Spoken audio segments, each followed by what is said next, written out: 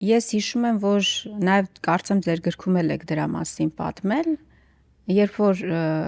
2003 կարծեմ կամ 2 թվականն է, ձեր եւ Պուտինի հանդիպման ժամանակ Պուտինը ձեզ ասում է, որ Ռաուեսին թույլ չեք տվել մասնակցի բաշխիչ ցանցերի գնման գործընթացին եւ ըստ էության մեղադրում է Հայաստանին բրիտանացիներին վաճառելու համար բաշխիչ ցանցերը։ Իդեպ շատերը գիտեն, որ մեղադրանքներից մեկը, որ հնչում է նաև ձեր հասցեին, ասում են ամեն ինչ տվեցիք ռուսներին, ցանցերը տվեցիք ռուսներին,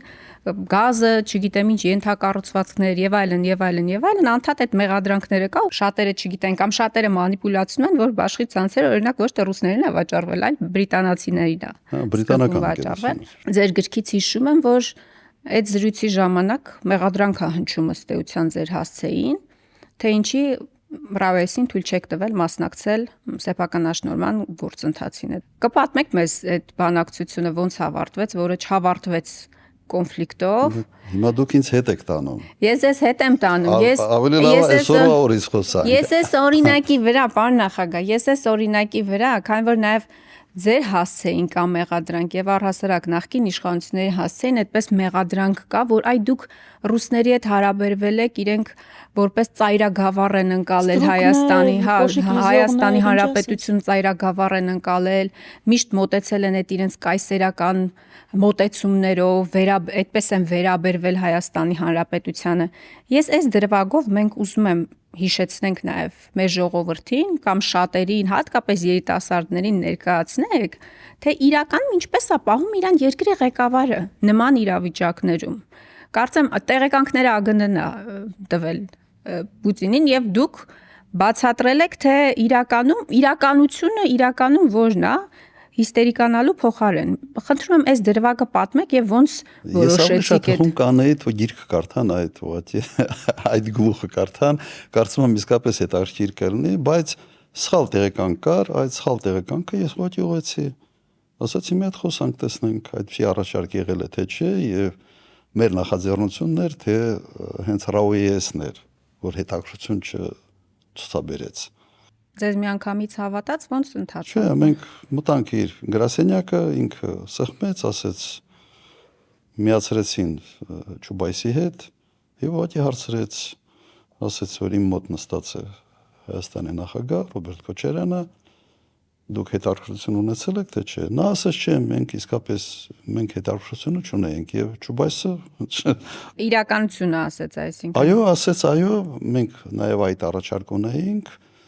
եւ մենք որոշեցինք եւ հետաքրքրություն չունենք Հայաստանի բաշխիչ ցանցերի նկատմամբ։ Ես դրա մասին գրեցի միայն գրքում, ես ոչ հայտարարություններ եմ արել, ոչ դրա վրա PR-ն փորձեմ անել եւ ամենից վատը, երբ նման կարգի հանդիպումներից հետո դու փորձում ես դրա վրա PR անել կամ դրանից ինչ որ բան քաղել, որովհետեւ դա վստահությունը քանդում է։ Մի այդպիսի բան արեց Մակրոնը, չէ՞, Պուտինի հետ։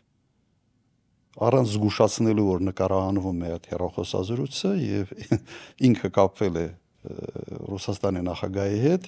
կողքին կամերայով նկարում էին եւ չի զգուշացրել Պուտինին, որ սա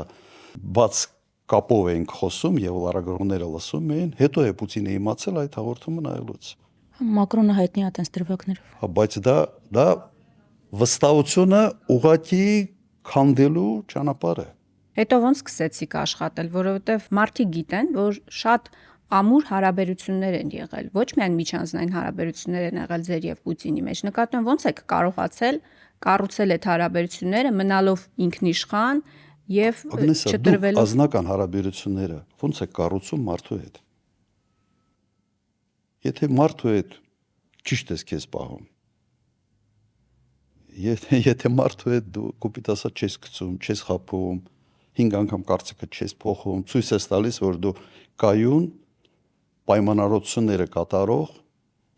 կոշտ բանակցող ես քո շահերի համար, քո երկրի շահերի համար, բայց եթե մի բանի շուրջ պայմանավորվել եք, վերջ։ Նույնը ես արել եմ ֆրանսիացիների հետ, Ժակ Շիրակի հետ, նույնը արել եմ Միացյալ Նահանգների հետ Եվ այդ տեսանկյունից ազնական հարաբերությունները բոլորի հետ ուղղակի փայլուն մակարդակի վրա է։ Իսկ պետական շահը չի կարող գերակշռել անձնական լավ Դու հարաբերություններին։ պետական շահերի հետևից ես գնում, բայց երբ որ տեսնում են, որ դու ոչ թե ազնական շահերով ես շարժվում, քո պետական շահերով ես շարժվում եւ այս ամենը արվում է ասենց վստահության մթնոլորտ ձևավորելու ճանապարհով, այս երկու բանը իրար հանդիպում են, երկու անգամանք, պետական շահը, քո ազնական որակները եւ եթե դա համընկնում է նաեւ մյուս կողմի կեցվածքին, ուղղակի ասենց մի բան է դառնում,